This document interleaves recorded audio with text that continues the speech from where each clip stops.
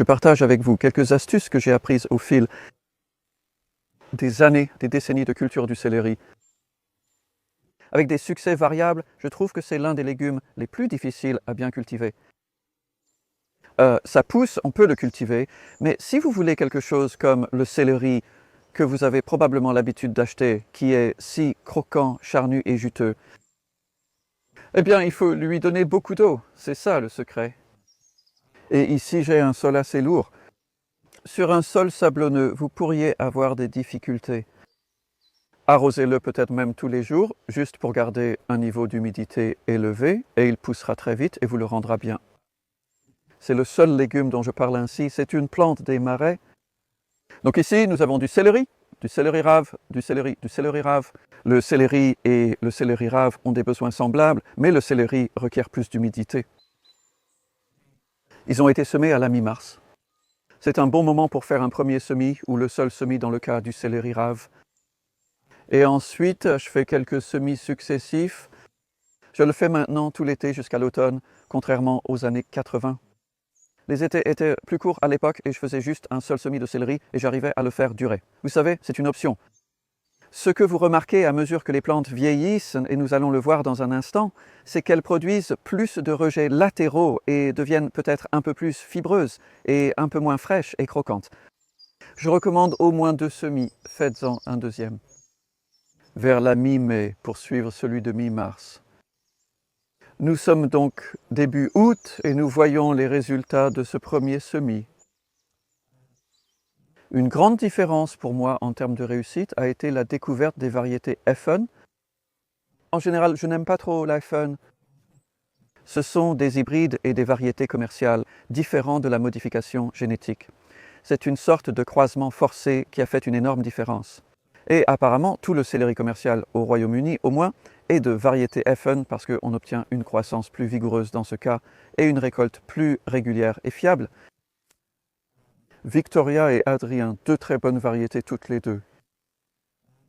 Mais ce à quoi ils sont sujets, surtout le céleri à partir de cette période et à mesure que les plants vieillissent, c'est la septoriose. Et il y a juste un tout début, un très léger signe de cela, c'est quand on commence à voir des taches jaunes sur les feuilles. Certains nomment cela la brûlure du céleri, similaire en apparence à la brûlure tardive de la pomme de terre.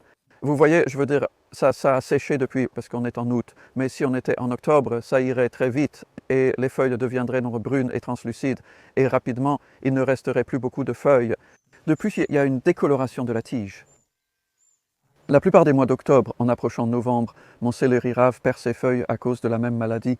Il n'y a pas grand-chose à faire, c'est un phénomène climatique, mais cela signifie que vous obtenez des plants plus sains, des feuilles et des tiges plus saines lors du premier semis que lors des semis plus tardifs en automne. Et j'ai justement apporté cette feuille avec moi pour montrer un autre problème. Et j'ai trouvé ça sur du céleri rave là-bas, que nous n'avons pas encore arrosé. Par temps sec, la sécheresse rend principalement les feuilles croustillantes. C'est un signe indésirable sur votre céleri indiquant que la feuille devient très filandreuse. Donc cela indique simplement que la plante a besoin d'eau. Mais avec le céleri rave en cette saison, je ne m'en fais pas trop car ils ne sont pas... Les plantes gonflent beaucoup actuellement, on augmentera l'arrosage en septembre. Donc quand je les sème, les graines sont vraiment petites, je les sème dans une caissette de toutes petites plantules. Ce n'est pas pratique de les semer même dans des plateaux à alvéoles. Ensuite, on les repique après environ 3 semaines dans des petites alvéoles, une par case. Ce n'est pas adapté aux semis multiples. L'objectif est d'obtenir une tige solide et épaisse. Donc je les fais pousser un par un, puis je les transplante après la dernière gelée, normalement vers la mi-mai.